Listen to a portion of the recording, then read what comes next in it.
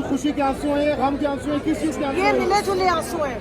ये 8 फरवरी के उस जुल्म के आंसू हैं जो हमने बर्दाश्त किया था। ये उस जी नाजरीन, तो सुप्रीम कोर्ट ऑफ पाकिस्तान के ये मनाजर है। मखसूस नशिस्तों का फैसला आ गया। PTI को मखसूस नशिस्तें दे दी गई हैं। ख़वातीन एक दूसरे को गले मिलकर मुबारकबादें दे रही हैं। आप ये मनाजर देख सकते हैं। सुप्रीम कोर्ट ऑफ पाकिस्तान के इजहार तशक्कुर किया जा रहा है एक दूसरे से। PTI की ख़वातीन हैं, कंवल शोज़ब साहिबा को मुबारकबादें दी जा रही हैं। इंतहाई खुशी का इजहार किया जा रहा है। ख़वातीन की जानिब से मखसूस नशिस्तें वापस मिल गई हैं। PTI को 8-5 जजेस की ये मेजॉरिटी से फैसला सुनाया गया सुप्रीम कोर्ट ऑफ पाकिस्तान में। आपकी जो टाइग्रेस है वो आपको मुबारकबाद दे रही हैं, क्या कहेंगे इसके ऊपर? मेरी पार्टी जीती, हम इसलिए खुश हैं। हमने कोशिश की 2 साल से जितना जुल्म रवा रखा गया पूरा साल, और जिस तरह हमें इलेक्शन में बाहर आप रो रही है इस वक्त, आपके भी आंखों में आंसू आ गए, ये आप देख सकते ये हैं। इस वजह से है कि हमारे साफ के आंसू साफ देखिए, पाकिस्तान तहरीक इंसाफ जुल्म का शिकार हुई। हमने डट के मुकाबला किया, जमहूरियत के लिए किया। हमारा लीडर आज भी 6/8 के डेथ सेल में क्यों बंद है? इस अवाम के लिए। हम ये मुल्क छोड़ के नहीं भागे और ना भागेंगे। ये हमारी सरजमीन है। हम जमहूरियत के लिए डंडे खाते रहे, मारे खाते रहे, और हम मायूस थे। मैं शुक्रिया अदा करती हूँ इस अदालत का जिसने अवाम की उमंगों की तर्जुमानी की, आइन को बचा लिया है। मैं शुक्रिया अदा करती हूँ सुप्रीम कोर्ट का जिसने जमहूरियत की बसात लिपटने से बचा लिया है, और जिसने सुप्रीम कोर्ट को रबर स्टैंप बनने से बचा लिया है। इस फैसले ये आंसू खुशी के आंसू हैं, गम के आंसू हैं, किस चीज़ के आंसू ये हैं? मिले जुले आंसू हैं। ये 8 फरवरी के उस जुल्म के आंसू हैं जो हमने बर्दाश्त किया था। ये उससे पहले वाले जुल्म के आंसू हैं। ये वो आंसू हैं जो 13 जनवरी को हमारे दिलों में अंदर चले गए थे, जब हम अपने टिकट्स लेके बैठे हुए थे और फैसला आया और हमें यह बता दिया गया कि अब हम PTI है ही नहीं, हम इलेक्शन नहीं लड़ सकते बतौर PTI। हमसे वो हक छीन लिया गया था। आज इस अदालत ने वो इस्टेब्लिश किया कि हमारे साथ जुल्म हुआ था।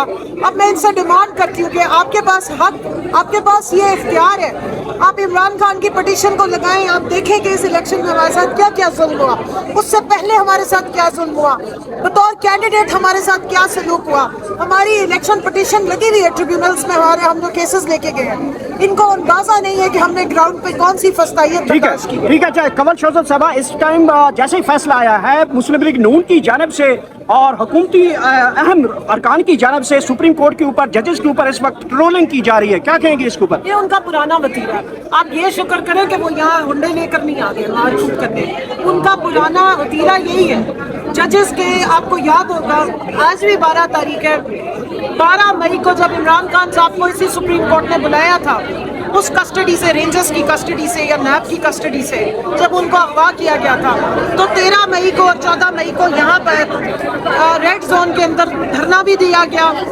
यहाँ पे जजेस को ललकारा भी गया। आज की वजीर जो प्लानिंग की है पंजाब की, उन्होंने उस वक्त के चीफ जस्टिस को ललकार के कहा कि आपके घरों को आग भी लग सकती है।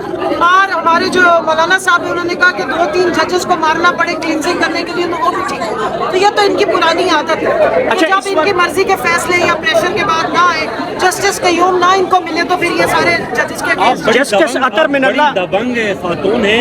आज आपके आंसू निकल आए, मैं आपको 5-6 साल से फील्ड में देख रहा हूँ, कभी अफसरदा नहीं देखा। आंसू गैस पड़ते हुए भी आप बड़ी खुशी से यहाँ डी चौक में देख रहे हैं। आपने तो मारे खाई हैं। ये मैं मार खाने से मैं नहीं डरती, ना मैं किसी मुकाबले से डरती हूँ। ये वो खुशी के आंसू हैं। ये मेरी पार्टी के लिए जो मेरी एक मोहब्बत है कि पाकिस्तान तहरीक इंसाफ के लेबल के साथ मैं पैदा हुई हूँ और इसी के साथ मैं मरना चाहती हूँ। ये लेबल हमसे जब छीना गया था, तो तब ये वो तकलीफ है जो हम आपको दिखा रहे हैं। हमारी ना लड़ाई में, ना हमारे जज्बों में, ना हमारी किसी बहादुरी में, ना मेरे दबंग होने में कहीं कमी होगी। जुल्म के खिलाफ डट के बात करनी हो, किसी किस्म की फस्ताइयाँ तो हम बर्दाश्त करते रहे और आइंदा भी करेंगे।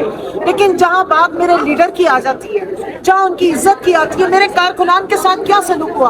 आपने मुल्क की सबसे बड़ी जमात को, पाकिस्तान तहरीक इंसाफ को आपने मिटाने की कोशिश की। मैं तो अल्लाह का शुक्र अदा कर रही हूँ कि आज हक आया है, इंसाफ हुआ है। अल्लाह ने दिखा दी है कि सब्र के साथ, हिम्मत के साथ, मेहनत के साथ डट के लगे रहो तो जरूर कोई ना कोई। अच्छा, सुप्रीम कोर्ट में खड़ी हैं और ये बता दें इस वक्त जो हुकूमत है वो कितनी देर मजीद टिक पाएगी, कितनी देर की हुकूमत आपको लग रही है?